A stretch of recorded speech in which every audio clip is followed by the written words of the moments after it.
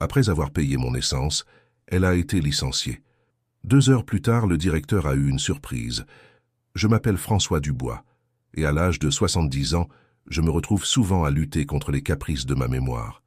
Les jours se mélangent, les visages se brouillent, et parfois je me sens perdu dans le labyrinthe de mes propres souvenirs. Pourtant, il y a un jour que je n'oublierai jamais. Un jour qui a changé le cours de ma vie d'une manière que je n'aurais jamais pu imaginer. C'était un matin d'automne à Paris. Les feuilles dorées tourbillonnaient dans l'air frais, et le ciel était d'un bleu limpide. Je m'étais réveillé avec l'étrange envie de conduire, de sentir le volant sous mes mains tremblantes, de retrouver cette sensation de liberté que j'avais presque oubliée. Sans réfléchir, j'ai attrapé mes clés et je suis sorti de mon appartement, oubliant même de prévenir mon fils Thomas, qui passait me voir presque tous les jours. Je me suis dirigé vers ma vieille Citroën, garée dans la rue depuis des semaines. Le moteur a toussé un peu avant de ronronner doucement, comme s'il se réveillait d'un long sommeil. J'ai roulé sans but précis, savourant chaque virage, chaque accélération, me sentant vivant pour la première fois depuis longtemps. C'est alors que j'ai remarqué que la jauge d'essence était presque vide. Je me suis arrêté à la première station-service que j'ai vue, un petit établissement au coin d'une rue calme. L'odeur de l'essence et le bruit des pompes m'ont ramené des années en arrière, quand conduire était encore une partie intégrante de ma vie quotidienne. J'ai fait le plein, observant les chiffres défiler sur le compteur avec une fascination presque enfantine. Ce n'est qu'une fois la tâche accomplie que j'ai réalisé mon erreur. J'avais oublié mon portefeuille à la maison. La panique m'a envahi, me laissant tremblant et confus. Comment avais-je pu être aussi négligent? Le cœur lourd, je me suis dirigé vers le jeune homme qui travaillait à la caisse. Il devait avoir l'âge de mon petit-fils, avec des yeux vifs et un sourire amical. J'ai bafouillé des excuses, expliquant ma situation avec honte et embarras. Je m'attendais à voir de la colère ou de la méfiance dans ses yeux, mais il m'a simplement écouté avec patience. C'est à ce moment-là qu'elle est apparue. Comme sortie de nulle part, une jeune femme s'est approchée du comptoir. Elle avait des cheveux auburn qui brillaient sous le soleil d'automne, et des yeux d'un vert profond qui semblaient lire directement dans mon âme. « Je vais payer pour ce monsieur », a-t-elle dit d'une voix douce mais assurée. J'ai protesté, gêné par sa générosité inattendue, mais elle a insisté avec un sourire chaleureux. « Ne vous inquiétez pas, monsieur. Nous devons tous nous entraider de temps en temps. » Ces paroles m'ont touché profondément. Dans un monde que je trouvais de plus en plus froid et indifférent, cette jeune femme venait de me rappeler qu'il existait encore de la bonté et de la compassion. Elle s'est présentée comme Amélie Lefebvre, une étudiante en lettres qui travaillait à temps partiel dans cette station-service. Nous avons échangé quelques mots, et j'ai été frappé par sa gentillesse et son intelligence. Elle m'a donné son numéro de téléphone, insistant pour que je la contacte si jamais j'avais besoin d'aide à l'avenir. Sur le chemin du retour, je ne pouvais m'empêcher de penser à cette rencontre fortuite. Amélie avait illuminé ma journée d'une manière que je n'aurais jamais cru possible. Pour la première fois depuis des années, je me sentais reconnecté avec le monde qui m'entourait. En rentrant chez moi, j'ai trouvé Thomas qui m'attendait, inquiet de mon absence. Je lui ai raconté mon aventure, et il a écouté avec attention, un mélange de soulagement et de curiosité dans les yeux. « Papa » a-t-il dit après un moment de réflexion, « je crois que je connais cette station-service. En fait, je pense que c'est celle que j'ai rachetée il y a quelques mois. Cette révélation m'a surpris. Thomas ne m'avait jamais parlé de cette acquisition. Il m'a expliqué qu'il cherchait à diversifier ses investissements et qu'il avait vu du potentiel dans cette petite entreprise de quartier. « Je devrais peut-être aller rencontrer cette Amélie », a-t-il ajouté, pensif. Elle semble être le genre d'employé dont toute entreprise rêverait. Les jours suivants, je me suis surpris à penser souvent à Amélie. Sa gentillesse avait laissé une empreinte indélébile dans mon esprit. Je me demandais ce qui l'avait poussée à agir ainsi. Quelle histoire se cachait derrière ses yeux verts et son sourire bienveillant. Un matin, alors que Thomas prenait un café avec moi, j'ai osé lui demander s'il avait rencontré Amélie. Son visage s'est illuminé. « Oui, papa, et tu avais raison, elle est exceptionnelle. J'ai décidé de la promouvoir au poste de gérante. » Cette nouvelle m'a rempli de joie. Je savais qu'Amélie méritait cette opportunité, et j'étais fier que mon fils ait reconnu son potentiel. Cependant, Thomas a poursuivi avec une note de préoccupation dans la voix. Mais ça n'a pas été facile pour elle. Certains de ses collègues n'ont pas bien pris sa promotion. Ils pensent qu'elle est trop jeune ou qu'elle a obtenu le poste par favoritisme. Cette révélation m'a attristé. Comment pouvait-il douter d'Amélie?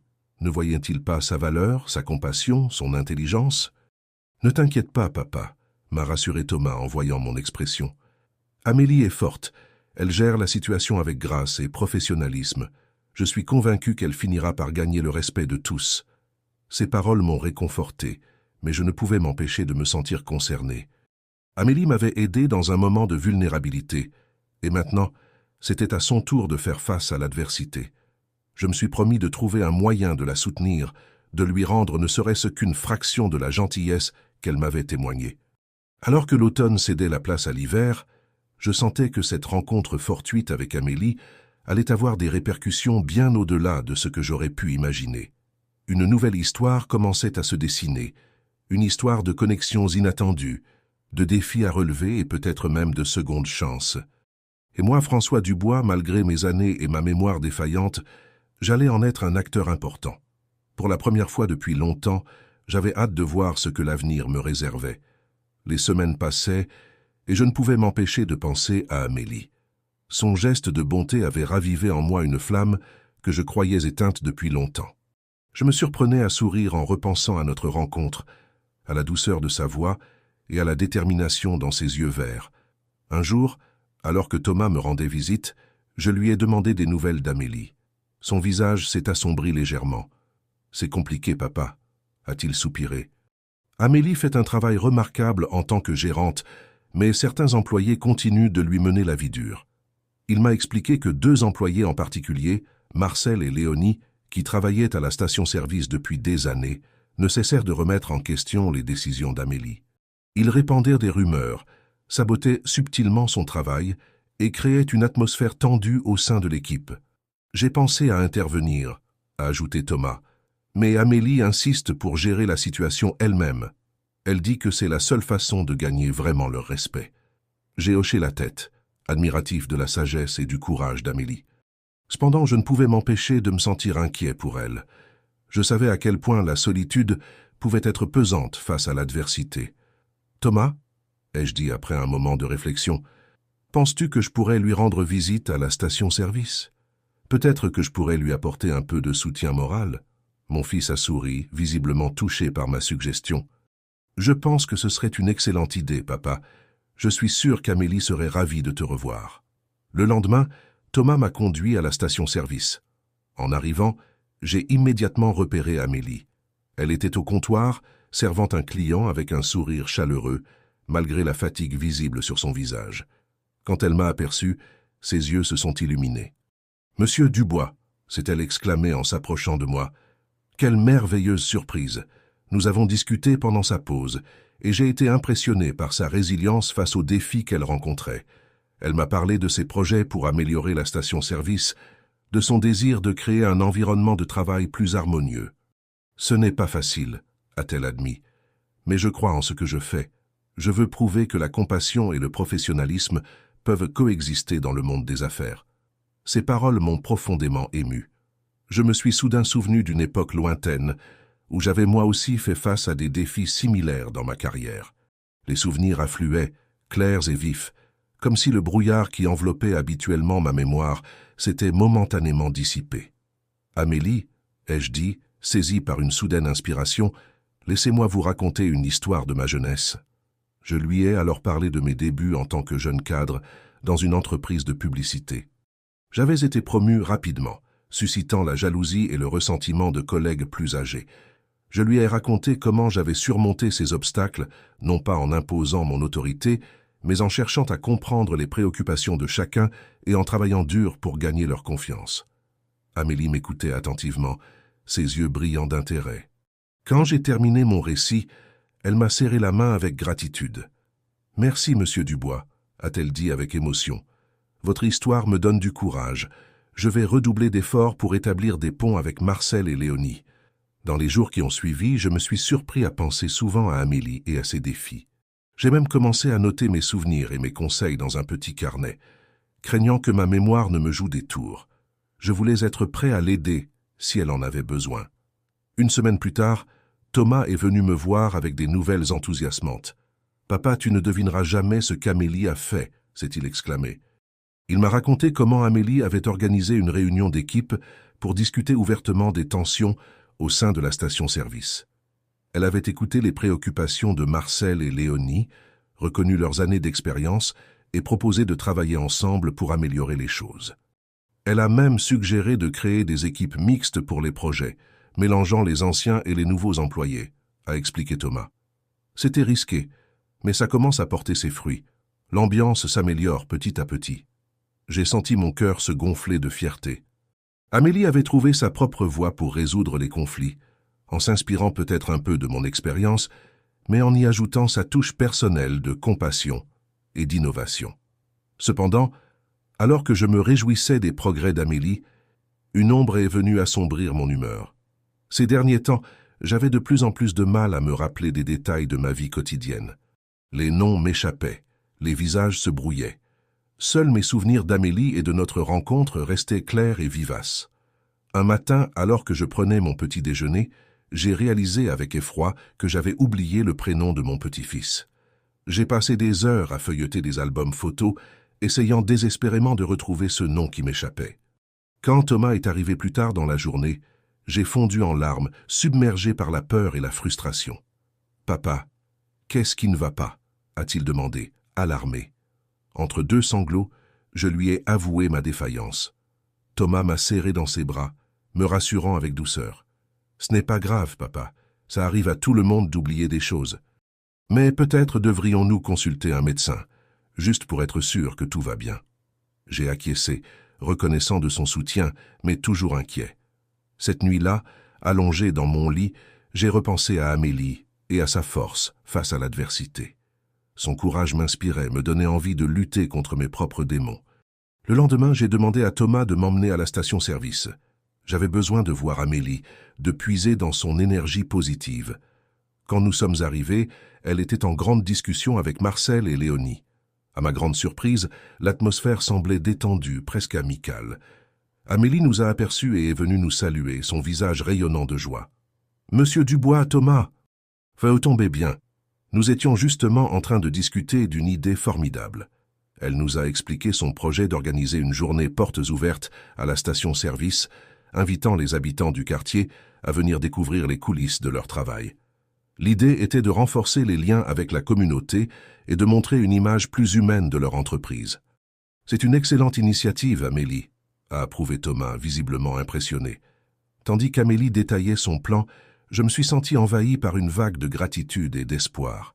Malgré mes propres luttes, malgré la brume qui semblait s'épaissir autour de mes souvenirs, j'étais reconnaissant d'être témoin de cette transformation, de cette victoire de la compassion sur la méfiance. En rentrant chez moi ce soir-là, j'ai sorti mon petit carnet et j'ai commencé à écrire. J'ai noté chaque détail de ma journée, chaque émotion, chaque visage. Je ne savais pas de quoi demain serait fait, quel souvenir la maladie pourrait me voler, mais j'étais déterminé à m'accrocher à ces moments précieux aussi longtemps que possible. Et au cœur de ces pages, brillant comme un phare dans la nuit, il y avait Amélie. Son sourire, sa gentillesse, sa détermination. Elle était devenue bien plus qu'une simple connaissance. Sans le savoir, elle était en train de devenir mon ancre, mon lien avec un monde qui parfois semblait m'échapper. Alors que je fermais mon carnet, une pensée m'a traversé l'esprit. Peut-être que ma rencontre avec Amélie n'était pas un hasard. Peut-être que nous étions destinés à nous croiser, à nous aider mutuellement dans nos luttes respectives. Et peut-être, juste peut-être, que cette histoire ne faisait que commencer. Les jours s'écoulaient, se transformant en semaines, puis en mois. La vie suivait son cours.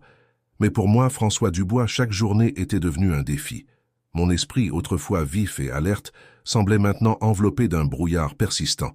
Les noms m'échappaient, les visages se confondaient, et parfois, je me réveillais en ne sachant plus très bien où j'étais. Pourtant, au milieu de cette confusion grandissante, il y avait une constante. Amélie. Son visage, son sourire, sa gentillesse restèrent gravés dans ma mémoire, avec une netteté surprenante. Chaque fois que je pensais à elle, c'était comme si une partie de moi-même se réveillait, retrouvait sa clarté d'antan. Un matin de printemps, alors que les cerisiers en fleurs égayèrent les rues de Paris, Thomas est venu me chercher pour m'emmener à un rendez-vous médical. Le diagnostic est tombé comme un coup près. les premiers stades de la maladie d'Alzheimer. Les mots du médecin résonnaient dans ma tête, mêlant peur et résignation. « Ce n'est pas une sentence, monsieur Dubois », avait dit le docteur avec douceur. « Avec un bon suivi et un environnement stimulant, nous pouvons ralentir la progression de la maladie. » Sur le chemin du retour, Thomas est resté silencieux, ses mains serrées sur le volant. Je savais qu'il luttait pour assimiler la nouvelle, pour trouver les mots justes. « Papa, a-t-il finalement dit, on va affronter ça ensemble. Je serai là à chaque étape. » J'ai hoché la tête, reconnaissant, mais une partie de moi se sentait déjà partir à la dérive. Comment pourrais-je continuer à vivre, à être moi-même, alors que mes souvenirs s'effaçaient peu à peu? C'est alors que j'ai eu une idée. « Thomas, pourrions-nous passer à la station-service? J'aimerais voir Amélie. » Mon fils a semblé surpris, mais il a acquiescé sans hésiter. Quelques minutes plus tard, nous nous garions devant la station-service. Amélie était là, en grande conversation avec un groupe de personnes que je ne reconnaissais pas. Quand elle nous a vus, son visage s'est illuminé. « Monsieur Dubois, Thomas !» Quelle belle surprise! Elle s'est excusée auprès du groupe et est venue à notre rencontre. C'est alors que j'ai remarqué les changements. La station-service semblait différente, plus vivante. Il y avait des fleurs aux fenêtres, des affiches colorées annonçant des événements communautaires, et l'atmosphère était chaleureuse et accueillante. « Que se passe-t-il ici ?» ai-je demandé, intrigué. Amélie a souri, ses yeux brillants d'enthousiasme. « Oh, monsieur Dubois, tant de choses ont changé. Après la journée portes ouvertes, nous avons décidé d'aller plus loin. Nous avons transformé la station-service en un véritable centre communautaire. » Elle nous a expliqué comment, avec l'accord de Thomas, elle avait progressivement introduit de nouveaux services. Il y avait maintenant un petit café, un coin lecture et même un espace où les artistes locaux pouvaient exposer leurs œuvres. « Les gens ne viennent plus seulement pour faire le plein, » a-t-elle poursuivi. Ils viennent pour se rencontrer, échanger, partager. C'est devenu un lieu de vie pour le quartier. J'étais stupéfait. Cette jeune femme avait non seulement surmonté les obstacles initiaux, mais elle avait également réussi à transformer complètement l'entreprise, lui insufflant une nouvelle âme. « Et Marcel et Léonie ?» ai-je demandé, me souvenant des employés récalcitrants. Amélie a ri doucement. « Ils sont devenus mes plus grands soutiens. Marcel gère le café et Léonie organise les expositions d'art. Ils ont trouvé une nouvelle passion dans leur travail. » Alors qu'Amélie nous faisait visiter les lieux, je sentais une émotion intense monter en moi. Cette jeune femme, que j'avais rencontrée par hasard, avait créé quelque chose de vraiment spécial. Elle avait vu le potentiel là où d'autres ne voyaient qu'une simple station-service. Soudain, submergé par l'émotion et la fatigue de la journée, j'ai senti mes jambes faiblir. Thomas m'a rattrapé juste à temps, m'aidant à m'asseoir sur une chaise proche. « Papa, ça va ?» a-t-il demandé, inquiet. Amélie s'est précipitée, son visage reflétant une profonde préoccupation.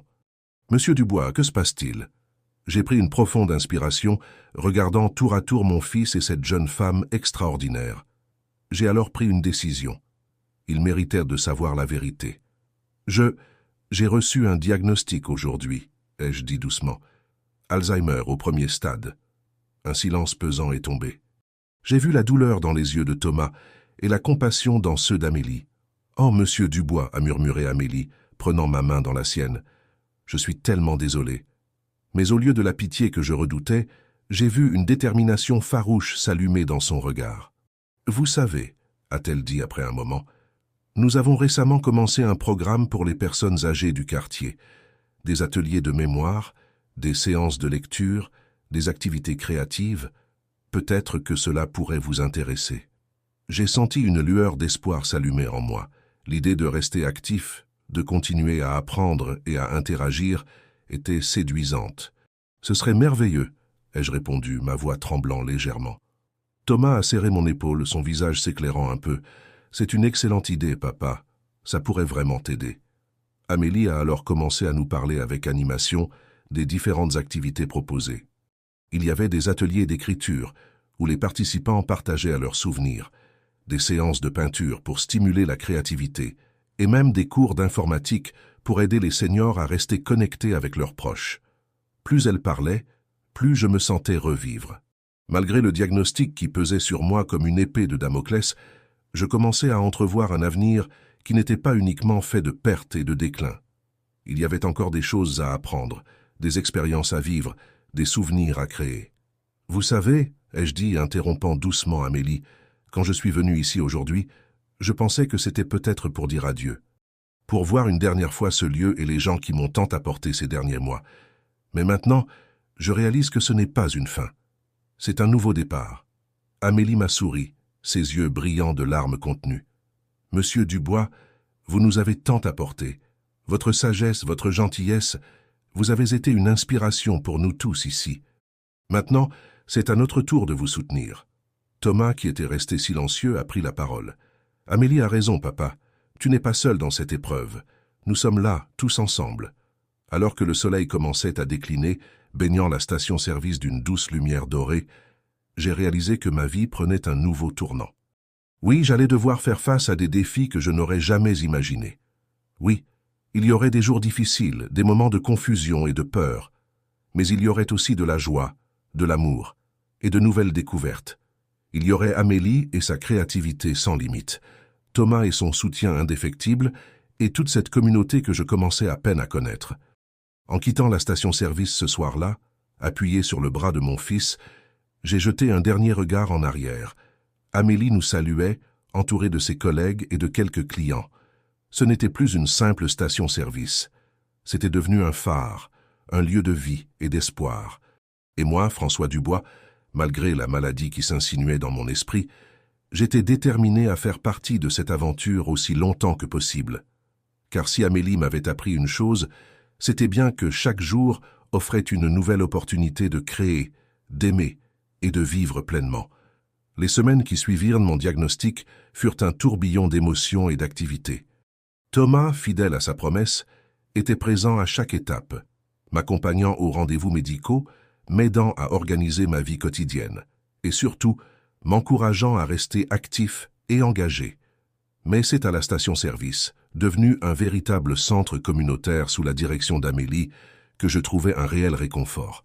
Chaque matin, je me réveillais avec une hâte que je n'avais pas ressentie depuis des années, impatient de participer aux activités qu'Amélie avait mises en place. Un jour, alors que je participais à un atelier d'écriture, une idée germait dans mon esprit. Les participants partageaient leurs souvenirs, les couchant sur papier pour les préserver. C'était comme si chaque mot écrit était un fil tendu entre le présent et le passé, un pont sur l'abîme de l'oubli. Et si nous écrivions un livre ensemble, ai-je proposé soudainement, surprenant même Amélie qui animait la séance. Elle m'a regardé, ses yeux verts brillants d'intérêt. Un livre? Quelle merveilleuse idée, monsieur Dubois. Mais sur quoi? Sur nous, ai-je répondu, sentant l'excitation monter en moi. Sur cette station-service qui est devenue bien plus qu'un simple commerce, sur la communauté que nous avons créée ici, sur nos vies, nos espoirs, nos souvenirs. L'idée a été accueillie avec enthousiasme. Rapidement, un projet a pris forme. Chaque participant contribuerait avec ses propres histoires, ses propres expériences. Amélie coordonnerait le tout, aidée par Léonie qui s'est révélée avoir un véritable talent d'éditrice. Pour ma part, j'ai décidé d'écrire sur ma rencontre avec Amélie, sur la façon dont ce simple acte de gentillesse avait changé ma vie. C'était ma façon de m'accrocher à ce souvenir précieux, de le graver non seulement dans ma mémoire défaillante, mais aussi dans les pages d'un livre. Les jours passaient, rythmés par les séances d'écriture, les ateliers de mémoire et les moments de partage autour d'un café. La station-service bourdonnait d'activités, attirant de plus en plus de monde. Des jeunes venaient discuter avec les anciens, échangeant des histoires et des conseils. Des artistes locaux exposaient leurs œuvres, transformant les murs en une galerie vivante et colorée. Un matin, alors que je sirotais mon café en compagnie de Marcel, j'ai remarqué un jeune homme qui observait Amélie avec insistance. Il était grand, avec des cheveux bruns en bataille et des yeux d'un bleu profond. Son regard suivait chaque mouvement d'Amélie avec une intensité qui m'a intrigué. « Qui est-ce » ai-je demandé à Marcel. Marcel a suivi mon regard et a souri. « Ah, c'est Nicolas. Il vient souvent ces derniers temps. Il dit que c'est pour le café, mais on sait tous que c'est pour voir Amélie. » J'ai senti une pointe d'inquiétude me traverser. Amélie était devenue comme une petite fille pour moi, et l'idée qu'elle puisse être blessée me préoccupait. « Ne vous en faites pas, monsieur Dubois, » a ajouté Marcel, semblant lire dans mes pensées. « Nicolas est un bon gars. Il est professeur de littérature à l'université. Il a même proposé d'animer bénévolement des ateliers de lecture ici. » Les jours suivants, j'ai observé discrètement les interactions entre Amélie et Nicolas. Il y avait une douceur dans leurs échanges, une complicité naissante qui me rappelait ma propre jeunesse. Malgré ma mémoire défaillante, je me souvenais encore de la façon dont j'avais rencontré ma défunte épouse, de ses premiers regards échangés, de cette étincelle qui avait allumé un feu qui avait duré toute une vie. Un après-midi, alors qu'Amélie et moi travaillions sur le livre, j'ai décidé d'aborder le sujet. Alors ce Nicolas, ai-je commencé, essayant de paraître nonchalant. Amélie a rougi légèrement, un sourire timide se dessinant sur ses lèvres. Il est gentil, n'est-ce pas, et tellement passionné par la littérature. Il semble avoir d'autres passions, ai-je ajouté malicieusement. Elle a ri, un son cristallin qui a réchauffé mon cœur. Monsieur Dubois, vous êtes terrible. Nous avons discuté un moment de Nicolas, de ses projets pour la station-service, de la façon dont il s'intégrait parfaitement dans cette communauté que nous avions créée. Mais au fil de la conversation, j'ai senti qu'Amélie hésitait, comme si quelque chose la préoccupait. « Qu'y a-t-il, ma chère ?» ai-je demandé doucement. Elle a pris une profonde inspiration. « C'est juste que tout va si bien en ce moment. La station-service, le livre, Nicolas, j'ai peur que tout s'écroule d'un coup, que je ne sois pas à la hauteur. » J'ai pris sa main dans la mienne, sentant sa vulnérabilité. « Amélie, écoute-moi bien. Tu as transformé une simple station-service en un lieu de vie et d'espoir. Tu as uni une communauté. Tu as donné un nouveau sens à la vie de tant de personnes, moi y compris. Tu es plus que capable. » Ses yeux se sont remplis de larmes, mais elle a souri. « Merci, monsieur Dubois. Vous ne pouvez pas savoir à quel point vos paroles comptent pour moi. » Ce soir-là, en rentrant chez moi, j'ai réfléchi à notre conversation. Amélie avait tant donné aux autres, mais qui était là pour la soutenir, elle? Une idée a commencé à germer dans mon esprit. Il était temps que la communauté rende à Amélie un peu de la gentillesse qu'elle avait si généreusement répandue. Les jours suivants, j'ai discrètement parlé à Thomas, à Marcel, à Léonie et même à Nicolas. Ensemble, nous avons élaboré un plan pour surprendre Amélie et lui montrer à quel point elle était appréciée. Le jour de l'anniversaire d'Amélie, nous avons mis notre plan à exécution. Quand elle est arrivée à la station-service ce matin-là, elle a trouvé l'endroit transformé. Des guirlandes et des ballons décorèrent les murs, des tables chargées de nourriture avaient été installées, et une grande banderole proclamait « Merci Amélie, notre ange gardien ». Mais ce n'était pas tout. Sur un mur, nous avions accroché des dizaines de petits papiers colorés. Sur chacun d'eux, un membre de la communauté avait écrit un message de remerciement, un souvenir partagé avec Amélie, ou simplement une expression de gratitude. Quand Amélie est entrée, ses yeux se sont écarquillés de surprise. Elle a parcouru la salle du regard, voyant tous ces visages souriants, ces gens qu'elle avait touchés d'une manière ou d'une autre. « Mais comment? Pourquoi ?» a-t-elle balbutié, visiblement émue. J'ai fait un pas en avant, tenant dans mes mains un exemplaire relié de notre livre collectif fraîchement imprimé. « Parce que tu le mérites, Amélie. Tu nous as tous réunis. Tu as créé quelque chose de beau et de précieux ici. Ce livre, cette fête, tout cela, c'est notre façon de te dire merci. » Nicolas s'est avancé à son tour, un bouquet de fleurs à la main. « Tu es extraordinaire, Amélie. Tu as transformé non seulement cet endroit, mais aussi nos vies. » Amélie était sans voix, des larmes de joie coulant sur ses joues. Elle a pris le livre dans ses mains, le serrant contre son cœur comme un trésor inestimable. La journée s'est déroulée dans une atmosphère de joie et de gratitude. Des histoires ont été partagées, des rires ont résonné, et au milieu de tout cela, Amélie rayonnait, entourée de l'amour et de la reconnaissance de toute une communauté. Pour ma part, assis dans un coin observant cette scène de bonheur, j'ai senti une profonde paix m'envahir. Malgré la maladie qui grignotait lentement ma mémoire, j'avais la certitude que ce moment, cette journée resterait gravée en moi pour toujours. Et tandis que je regardais Amélie, rayonnante au milieu de ses amis, j'ai réalisé que même si un jour je venais à oublier son nom ou son visage, je n'oublierai jamais la chaleur qu'elle avait apportée dans ma vie, ni l'impact qu'elle avait eu sur notre communauté. Car Amélie n'était pas seulement une gérante de station-service ou une amie.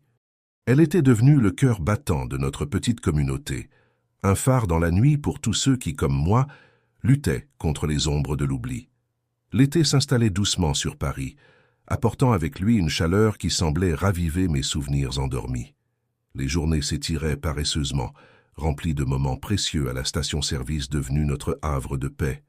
Un matin, alors que je feuilletais distraitement notre livre collectif, une photo glissa d'entre les pages. C'était une vieille photographie en noir et blanc, jaunie par le temps. Elle montrait une jeune femme souriante, debout devant une petite librairie. Son visage m'était étrangement familier, mais je n'arrivais pas à mettre un nom dessus. Intrigué, j'ai apporté la photo à la station-service, espérant qu'Amélie ou quelqu'un d'autre pourrait m'aider à résoudre ce mystère. Quand je suis arrivé, j'ai trouvé Amélie en grande conversation avec Nicolas. Ils étaient penchés sur un vieux plan de Paris, discutant avec animation. « Monsieur Dubois !» s'est exclamé Amélie en me voyant. « Vous tombez bien !» Nicolas a eu une idée fascinante pour notre prochain projet communautaire. Nicolas m'a salué chaleureusement avant d'expliquer « J'ai pensé que nous pourrions organiser une sorte de chasse au trésor historique dans le quartier. Cela permettrait aux gens de redécouvrir l'histoire locale tout en s'amusant. » L'idée m'a immédiatement séduit. C'était une façon merveilleuse de relier le passé et le présent, de tisser des liens entre les générations. Puis, je me suis souvenu de la raison de ma venue. « Cela tombe à pic », ai-je dit en sortant la photo de ma poche. J'ai trouvé cette vieille photo et je ne sais pas qui est cette femme. Peut-être que cela pourrait faire partie de votre chasse au trésor. Amélie a pris délicatement la photo, l'examinant attentivement. Ses yeux se sont soudain écarquillés. « Mais c'est incroyable! Cette librairie, c'est celle qui se trouvait à l'emplacement de notre station-service il y a des années. » Nicolas s'est penché pour regarder à son tour. Elle a raison. J'ai vu des photos similaires dans les archives de la ville. Cette librairie a fermé dans les années 60, je crois. J'ai senti mon cœur s'accélérer. Cette information avait déclenché quelque chose dans ma mémoire, comme si un voile se levait lentement. « La femme sur la photo », ai-je murmuré, les souvenirs affluant soudainement. « C'est ma mère. Elle travaillait dans cette librairie quand elle était jeune. » Amélie et Nicolas m'ont regardé, stupéfaits. « Votre mère ?» a répété Amélie, incrédule. J'ai hoché la tête, submergé par l'émotion. « Oui, je m'en souviens maintenant. Elle adorait cet endroit. Elle disait toujours que les livres étaient des portes vers d'autres mondes. » Nicolas, visiblement ému, a posé une main sur mon épaule. « Monsieur Dubois, c'est extraordinaire. Votre histoire personnelle est littéralement liée à cet endroit. » Amélie, les yeux brillants d'excitation, s'est exclamée « Nous devons inclure cette histoire dans notre chasse au trésor. C'est un témoignage vivant de l'histoire de notre quartier. » Les jours suivants ont été consacrés à la préparation de cette chasse au trésor historique. Amélie, Nicolas et moi avons passé des heures à fouiller dans les archives, à interroger les anciens du quartier, à rassembler des anecdotes et des photos. Plus nous creusions, plus nous découvrions de connexions fascinantes. La librairie où travaillait ma mère avait été un véritable centre culturel dans les années 50. Des écrivains célèbres y avaient fait des lectures, des débats passionnés s'y étaient tenus. Un jour, alors que nous trions de vieux documents, Amélie a poussé un cri de surprise. « Regardez ça !» Elle tenait un article de journal jauni par le temps. Le titre annonçait « La petite librairie qui a changé une vie ». L'article racontait l'histoire d'un jeune homme qui, grâce à l'encouragement de la libraire, avait découvert sa passion pour l'écriture et était devenu un auteur reconnu. La photo qui accompagnait l'article montrait ma mère, rayonnante, aux côtés de ce jeune écrivain. « C'est incroyable », a murmuré Nicolas. « Votre mère a vraiment eu un impact sur la vie des gens. » J'ai senti les larmes me monter aux yeux. Oui, elle avait ce don. Elle savait voir le potentiel en chacun. Amélie m'a pris la main, son regard plein de compassion. « Comme vous, monsieur Dubois, vous avez hérité de ce don. » Ces paroles m'ont profondément touché. J'ai réalisé que d'une certaine manière, Amélie avait repris le flambeau de ma mère. Elle aussi avait transformé un simple commerce en un lieu de rencontre, d'échange et de découverte. La préparation de la chasse au trésor a pris une nouvelle dimension. Ce n'était plus seulement un jeu, mais une façon de renouer avec notre histoire collective, de célébrer les liens qui nous unissaient à travers les générations. Le jour J est finalement arrivé. La station-service était en effervescence, remplie de participants de tous âges, impatients de partir à la découverte de l'histoire cachée de leur quartier. Amélie, resplendissante dans une robe d'été fleurie, donnait les dernières instructions. « N'oubliez pas, a-t-elle dit, chaque indice vous rapproche non seulement du trésor, mais aussi d'une partie de notre histoire commune. Ouvrez grand vos yeux et votre cœur. » Les équipes sont parties, munies de cartes et d'indices. Nicolas et moi sommes restés à la station-service, prêts à accueillir les participants à leur retour. Assis près de la fenêtre, je regardais les gens déambuler dans les rues, s'arrêtant devant des bâtiments, déchiffrant des énigmes, riant et discutant avec animation. « C'est beau à voir, n'est-ce pas ?» a dit Nicolas, s'asseyant à côté de moi. J'ai hoché la tête, ému. Ouais, c'est comme si le quartier tout entier reprenait vie. Au fil de la journée, les équipes sont revenues, les yeux brillants d'excitation, partageant leurs découvertes. Chacun avait une histoire à raconter, un détail fascinant à partager. Le point culminant de la chasse au trésor était la station-service elle-même. Amélie avait préparé une exposition avec les photos et documents que nous avions rassemblés, retraçant l'histoire du lieu, de la librairie à la station-service communautaire. Quand tous les participants ont été réunis, Amélie m'a invité à prendre la parole. Debout devant cette foule attentive, j'ai senti un mélange d'émotion et de fierté m'envahir. Il y a des années, ai-je commencé, ma mère travaillait dans une petite librairie, juste ici. Elle croyait en la magie des livres, en leur pouvoir de changer des vies. Aujourd'hui, je vois cette même magie à l'œuvre, mais d'une manière différente. Ce n'est plus à travers les livres, mais à travers les liens que nous tissons les uns avec les autres. J'ai fait une pause, balayant du regard les visages attentifs. Cette station-service n'est pas qu'un simple commerce. C'est le cœur battant de notre communauté. Et chacun d'entre vous en fait partie. Les applaudissements qui ont suivi mon discours m'ont réchauffé le cœur. J'ai vu des larmes dans les yeux d'Amélie, et Nicolas m'a serré dans ses bras avec émotion. Le reste de la soirée s'est déroulé dans une ambiance de fête.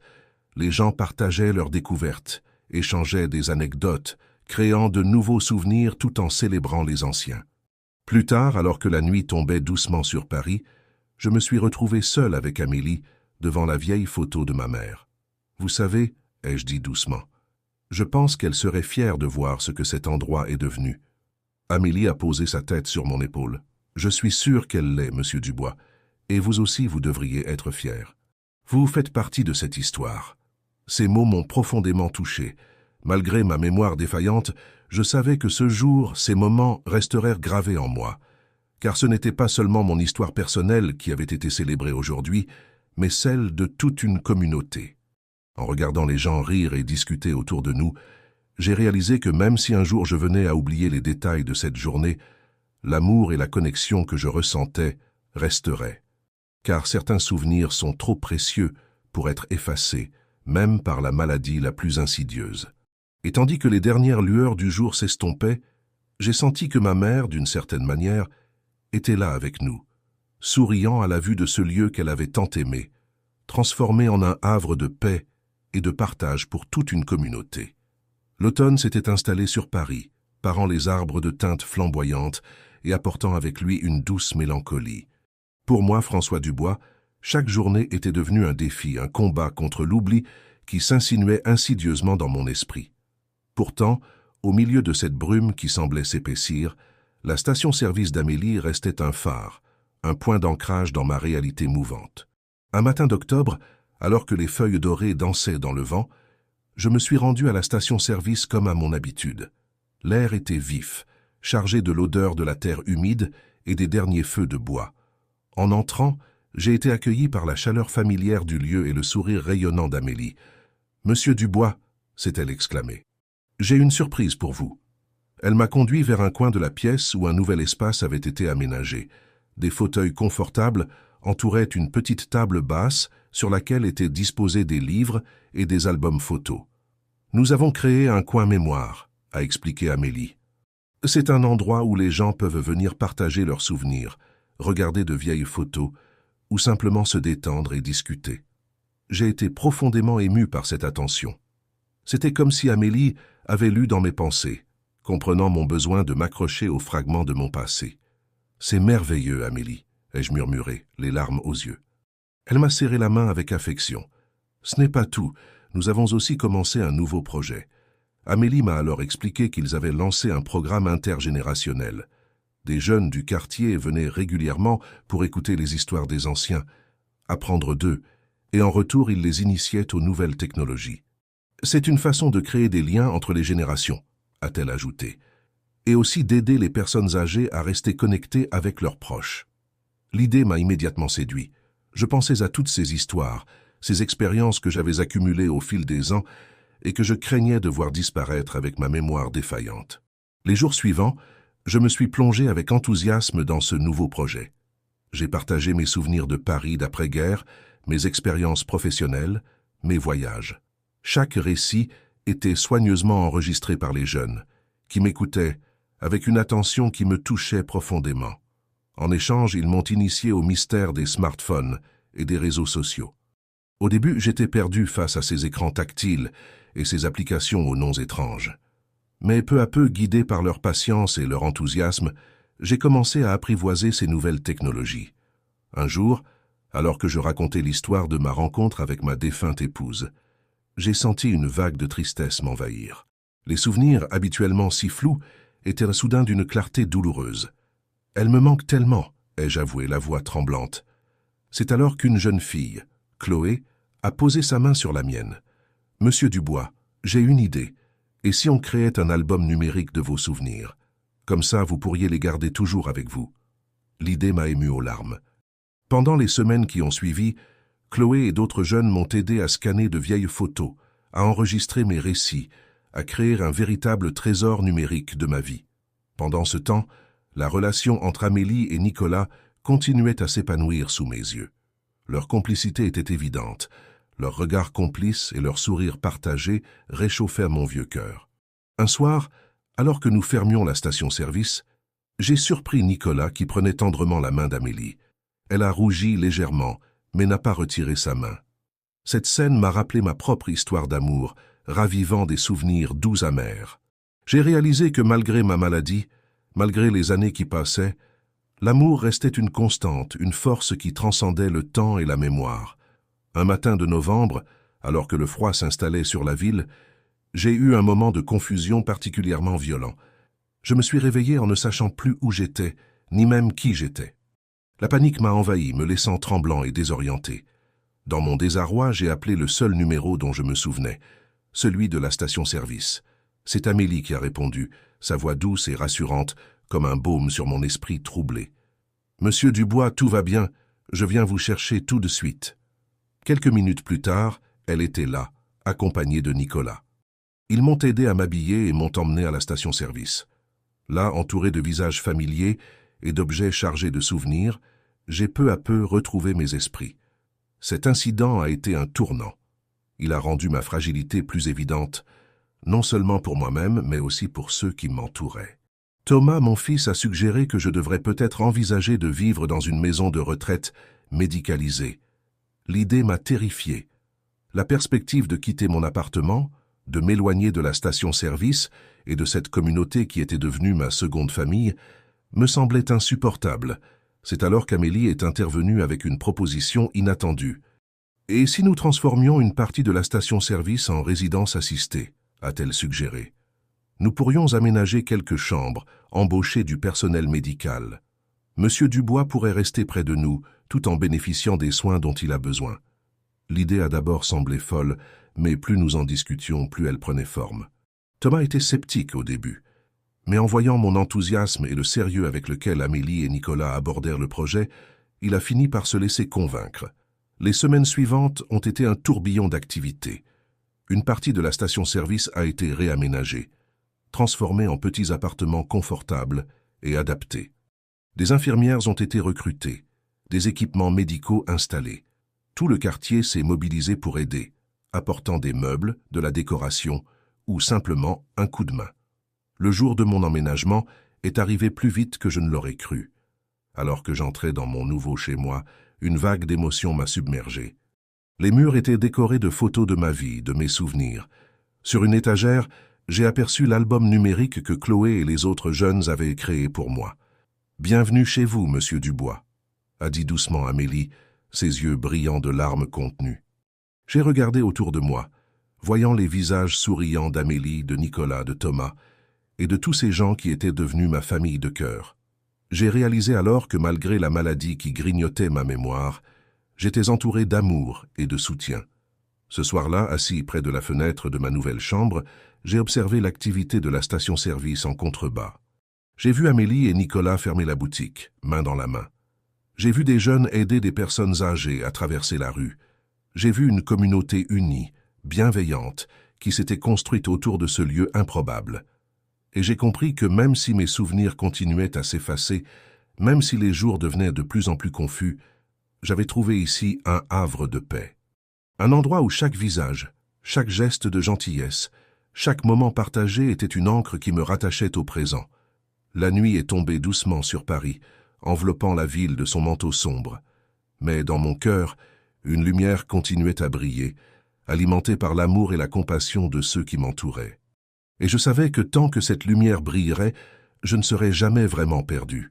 Les jours s'écoulaient doucement dans ma nouvelle vie à la station-service. Chaque matin, je m'éveillais au son des voix familières et au doux bruissement de l'activité en bas.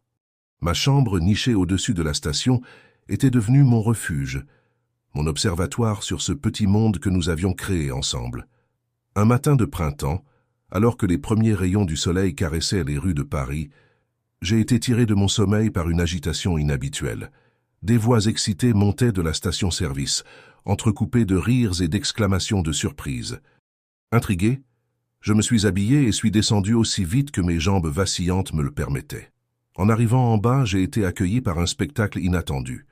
La station-service était en effervescence, remplie de gens que je ne reconnaissais pas. Des caméras étaient installées un peu partout, des techniciens s'affairaient, et au milieu de tout ce chaos organisé, j'ai aperçu Amélie, radieuse dans une robe printanière. « Monsieur Dubois !» s'est-elle exclamée en me voyant. « Vous êtes réveillé. Venez, j'ai une surprise pour vous. » Elle m'a guidé vers un coin tranquille où Nicolas nous attendait, un grand sourire aux lèvres. « Que se passe-t-il » ai-je demandé, légèrement désorienté par toute cette agitation. Amélie et Nicolas ont échangé un regard complice avant de m'expliquer. Notre petite station-service, avec son histoire unique et ses initiatives communautaires, avait attiré l'attention d'une chaîne de télévision nationale. Ils étaient là pour tourner un reportage sur notre expérience sociale innovante, comme ils l'appelaient. « Ils veulent vous interviewer, monsieur Dubois », a ajouté Nicolas. « Vous êtes le cœur de cette histoire, après tout. » J'ai senti une vague d'appréhension me submerger. Moi, passé à la télévision, avec ma mémoire défaillante, l'idée me terrifiait. Amélie a dû sentir mon inquiétude car elle a posé une main rassurante sur mon bras. « Ne vous inquiétez pas, nous serons là avec vous.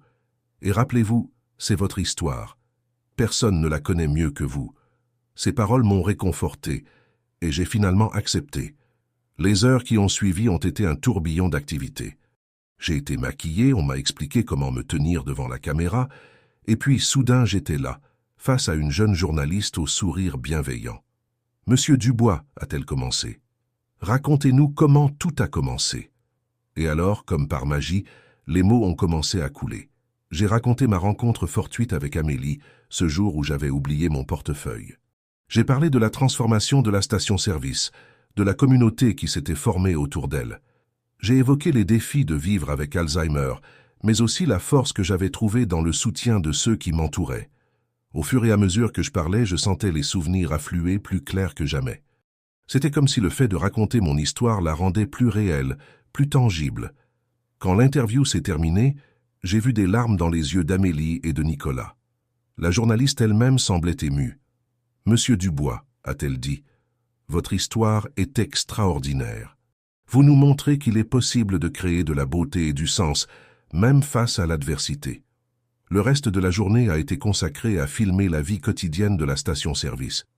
J'ai observé avec fierté comment Amélie gérait tout avec grâce et efficacité, comment Nicolas l'épaulait à chaque instant. J'ai vu les jeunes du quartier expliquer aux caméras comment le programme intergénérationnel avait changé leur perception des personnes âgées. J'ai vu des résidents de notre petite unité de soins parler de la dignité et de l'autonomie qu'ils avaient retrouvées ici. Le soir venu, alors que l'équipe de tournage rangeait son matériel, j'ai ressenti une fatigue intense, mais aussi une profonde satisfaction. En remontant dans ma chambre, j'ai croisé Thomas qui venait d'arriver. « Papa », a-t-il dit en me serrant dans ses bras, « je suis tellement fier de toi. » Ces mots m'ont réchauffé le cœur. Pendant si longtemps, j'avais eu peur d'être un fardeau pour mon fils. Maintenant, je voyais dans ses yeux non pas de la pitié, mais de l'admiration et de l'amour. Les jours suivants ont été remplis d'une excitation palpable. Tout le monde attendait avec impatience la diffusion du reportage. Amélie avait même prévu une projection spéciale à la station-service pour que nous puissions tous le regarder ensemble. Le soir de la diffusion est finalement arrivé. La station-service était pleine à craquer. Des chaises avaient été installées partout et un grand écran avait été monté sur un mur. L'atmosphère était électrique, mélange de nervosité et d'anticipation. Quand le reportage a commencé, un silence respectueux est tombé sur l'assemblée. Voir notre histoire racontée à l'écran était une expérience surréaliste. Les images défilaient, montrant notre quotidien, nos rires, nos défis. Et puis, il y a eu mon interview. En me voyant à l'écran, j'ai eu un choc. L'homme que je voyais semblait plus vieux, plus fragile que l'image que j'avais de moi-même.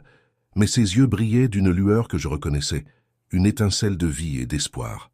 Lorsque le reportage s'est terminé, la salle a explosé en applaudissements. Les gens se levaient, s'embrassaient, certains pleuraient d'émotion. J'ai senti des bras m'entourer et j'ai réalisé qu'Amélie et Nicolas m'étreignaient, leurs visages rayonnant de fierté et d'affection. Cette soirée a marqué un tournant. Dans les jours qui ont suivi, notre petite station-service est devenue le centre d'une attention nationale. Des journalistes venaient nous interviewer, des politiciens nous rendaient visite, des associations nous contactaient pour reproduire notre modèle ailleurs. Au milieu de toute cette agitation, j'ai commencé à réfléchir à mon héritage. Que laisserai-je derrière moi quand je ne serai plus là? Comment pourrais-je m'assurer que tout ce que nous avions construit perdurerait? Un soir, alors qu'Amélie et Nicolas me rendaient visite dans ma chambre, j'ai partagé mes inquiétudes avec eux. « Ne vous inquiétez pas, monsieur Dubois », a dit Amélie en prenant ma main. « Votre héritage est déjà là, tout autour de nous. Dans chaque sourire échangé, dans chaque main tendue, dans chaque vie touchée par ce que nous avons créé ensemble. » Nicolas a acquiescé. « Et nous continuerons à le faire vivre, je vous le promets. Ce que vous avez commencé ici ne s'arrêtera pas. » Leurs paroles m'ont profondément ému. J'ai réalisé que même si ma mémoire continuait à s'effacer, même si un jour je ne me souvenais plus de rien, l'impact de nos actions continuerait à se faire sentir longtemps après moi. Cette nuit-là, je me suis endormi avec un sentiment de paix que je n'avais pas ressenti depuis longtemps. Dans mes rêves, j'ai revu tous les visages de ceux qui avaient croisé ma route ces dernières années. Amélie, Nicolas, Thomas, les jeunes du quartier, les résidents de notre unité de soins. Chacun d'eux portait une partie de mon histoire, une partie de mon cœur. Et tandis que le sommeil m'enveloppait doucement, j'ai eu la certitude que même lorsque je ne serai plus là, une partie de moi continuerait à vivre à travers eux. Car nous avions créé ensemble quelque chose qui dépassait nos individualités, quelque chose de beau et de durable. La station-service, ce lieu improbable qui était devenu le cœur battant de notre communauté, continuerait à être un phare d'espoir et de compassion, longtemps après que ma propre lumière se soit éteinte. Et cette pensée, plus que toute autre, m'apportait un réconfort inestimable face à l'inexorable marche du temps. Le temps est une chose étrange quand on vieillit. Les jours semblent s'étirer à l'infini, et pourtant les années filent comme le vent. Pour moi, François Dubois, chaque matin était devenu un défi, une lutte contre le brouillard qui enveloppait mon esprit. Mais chaque matin aussi, j'ouvrais les yeux sur un monde rempli d'amour et de compassion, un monde que nous avions créé ensemble dans cette improbable station-service. C'était un jour d'été. Le soleil caressait doucement les toits de Paris. Je me suis réveillé avec une clarté inhabituelle dans l'esprit, comme si le voile de l'Alzheimer s'était momentanément levé. J'ai savouré cet instant de lucidité, sachant qu'il pourrait être fugace. En descendant à la station-service, j'ai été accueilli par le sourire radieux d'Amélie. Elle semblait particulièrement heureuse ce matin-là, ses yeux verts pétillants d'une joie contenue. « Monsieur Dubois », a-t-elle dit en m'embrassant sur la joue, « j'ai une grande nouvelle à vous annoncer. » C'est à ce moment que j'ai remarqué Nicolas, qui se tenait un peu en retrait, un sourire timide aux lèvres. Amélie a tendu sa main gauche vers moi, et c'est là que je l'ai vue, une délicate bague ornée d'un petit diamant scintillant. « Nicolas m'a demandé en mariage hier soir », a-t-elle annoncé, sa voix tremblant légèrement d'émotion. J'ai senti mon cœur se gonfler de joie. Ces deux-là, qui s'étaient rencontrés ici même, dans cette station-service transformée, allaient unir leur vie. C'était comme si toutes les pièces du puzzle s'assemblaient enfin. « C'est merveilleux », ai-je dit, les larmes aux yeux. « Je suis tellement heureux pour vous deux. » Nicolas s'est avancé, prenant la main d'Amélie dans la sienne. « Monsieur Dubois, » a-t-il dit avec émotion, « nous voudrions vous demander quelque chose. Accepteriez-vous d'être mon témoin pour le mariage ?» Sa demande m'a pris par surprise. Moi, être témoin, avec ma mémoire défaillante. L'idée me semblait à la fois merveilleuse et terrifiante. Je ne sais pas si je serai capable, ai-je balbutié. Et si j'oublie ce que je dois faire? Amélie a serré ma main dans la sienne. Vous serez parfait, monsieur Dubois. Votre présence à nos côtés est tout ce qui compte pour nous. Leurs mots m'ont profondément touché. J'ai réalisé que malgré ma maladie, malgré mes oublis, j'avais encore un rôle à jouer. J'étais encore important pour quelqu'un. Dans ce cas, ai-je dit en souriant à travers mes larmes, ce sera un honneur. Les semaines qui ont suivi ont été un tourbillon de préparatifs. La station-service bourdonnait d'activités, tout le monde voulant participer à l'organisation du mariage. Même dans mes moments de confusion, je pouvais sentir l'excitation dans l'air. Un jour, alors que j'aidais à trier de vieilles photos pour un montage qui serait projeté pendant la cérémonie, j'ai eu un moment de clarté soudaine. J'ai réalisé à quel point notre petite communauté avait grandi et évolué. Ce qui avait commencé comme un simple acte de gentillesse, Amélie payant mon essence, s'était transformé en quelque chose de bien plus grand que nous tous. Le jour du mariage est finalement arrivé. La station-service avait été magnifiquement décorée, transformée en une salle de réception féerique. Des guirlandes de fleurs pendèrent du plafond, des bougies scintillaient dans tous les coins, et un parfum de rose embaumait l'air. Debout aux côtés de Nicolas, j'ai regardé Amélie remonter l'allée improvisée. Elle était resplendissante dans sa robe blanche, ses yeux brillants d'un bonheur pur. À cet instant, j'ai été submergé par une vague d'émotions.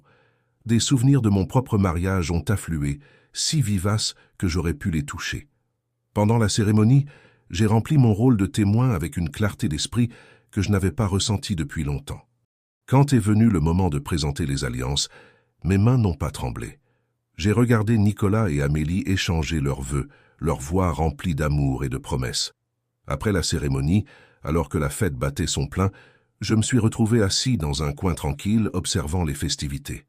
Thomas est venu me rejoindre, un verre à la main. « Tu as été formidable, papa », a-t-il dit en s'asseyant à côté de moi. J'ai souri, sentant une vague de gratitude m'envahir. « C'est grâce à eux tous », ai-je répondu en faisant un geste vers la foule joyeuse. Ils m'ont donné une raison de continuer à me battre. Thomas a posé sa main sur mon épaule, ses yeux brillants de fierté et d'amour. « Tu nous as tous inspirés, papa. Tu nous as montré qu'il n'est jamais trop tard pour créer quelque chose de beau, pour faire une différence. » Ces mots m'ont profondément touché. J'ai réalisé que malgré ma maladie, malgré les défis auxquels j'avais été confronté, j'avais réussi à laisser une marque positive dans ce monde. Alors que la nuit avançait, je me suis senti de plus en plus fatigué. Amélie et Nicolas sont venus me voir, leurs visages rayonnant de bonheur. « Monsieur Dubois » a dit Amélie en s'agenouillant devant moi. « Nous voulions vous remercier. Sans vous, rien de tout cela n'aurait été possible. » J'ai secoué la tête, ému. « Non, ma chère, c'est moi qui dois vous remercier. Vous m'avez donné une nouvelle vie, un nouveau but. Vous m'avez montré que même dans les moments les plus sombres, il y a toujours de l'espoir. » Nicolas a pris ma main dans la sienne. « Vous êtes notre famille, monsieur Dubois, et vous le serez toujours. » Leurs paroles m'ont réchauffé le cœur. J'ai regardé autour de moi, observant tous ces visages familiers, cette communauté que nous avions bâtie ensemble. Et j'ai su avec une certitude absolue que même lorsque je ne serai plus là, une partie de moi continuerait à vivre à travers eux. Cette nuit-là, en remontant dans ma chambre, j'ai senti une paix profonde m'envahir. J'ai ouvert la fenêtre, laissant la brise d'été caresser mon visage. Les sons de la fête montaient encore de la station-service, mélange de rires et de musique. Je me suis assis à mon bureau et j'ai sorti mon journal. Depuis des mois, j'y consignais mes pensées, mes souvenirs, tout ce que je ne voulais pas oublier. J'ai commencé à écrire, les mots coulant facilement. Aujourd'hui, j'ai été témoin de l'amour dans sa forme la plus pure. J'ai vu deux âmes s'unir, promettant de s'aimer et de se soutenir pour toujours. Et dans leurs yeux, j'ai vu le reflet de tout ce que nous avons construit ici. L'amour, la compassion, la communauté. Je ne sais pas combien de temps il me reste. Je ne sais pas combien de ces précieux souvenirs je pourrai garder. Mais je sais une chose avec certitude. La vie que j'ai vécue ici, les gens que j'ai rencontrés, l'amour que j'ai reçu et donné, tout cela a eu un sens. Tout cela compte. À ceux qui liront ces mots quand je ne serai plus là, je veux dire ceci. N'ayez pas peur de l'oubli. N'ayez pas peur de la fin. Car ce qui compte vraiment, ce ne sont pas les souvenirs que nous gardons, mais les vies que nous touchons, les cœurs que nous réchauffons. l'amour que nous répandons. Et si un jour vous passez devant une vieille station-service transformée en lieu de vie et d'amour, souvenez-vous. Souvenez-vous qu'ici, un groupe de personnes ordinaires a créé quelque chose d'extraordinaire. Souvenez-vous que l'amour et la compassion peuvent transformer même les endroits les plus improbables en havres de paix et d'espoir. Et peut-être, juste peut-être, vous sentirez un souffle de vent chaud sur votre joue. Ce sera moi, François Dubois, vous rappelant que l'amour, le vrai, ne meurt jamais vraiment. J'ai posé mon stylo, sentant une fatigue paisible m'envahir. J'ai jeté un dernier regard par la fenêtre, vers cette station-service qui était devenue le cœur de notre communauté, le symbole de notre résilience et de notre amour. Et alors que je fermais les yeux, bercé par les derniers échos de la fête en contrebas, j'ai su que, quoi qu'il arrive, une partie de moi vivrait toujours ici. Dans chaque sourire échangé, dans chaque main tendue, dans chaque acte de bonté, je serai là. Car l'amour, le vrai, ne meurt jamais vraiment. Il se transforme, il évolue, il se transmet. Et dans cette station-service devenue le cœur battant d'une communauté, il continuerait à vivre, à grandir, à inspirer. Et c'était là finalement la plus belle des victoires contre l'oubli.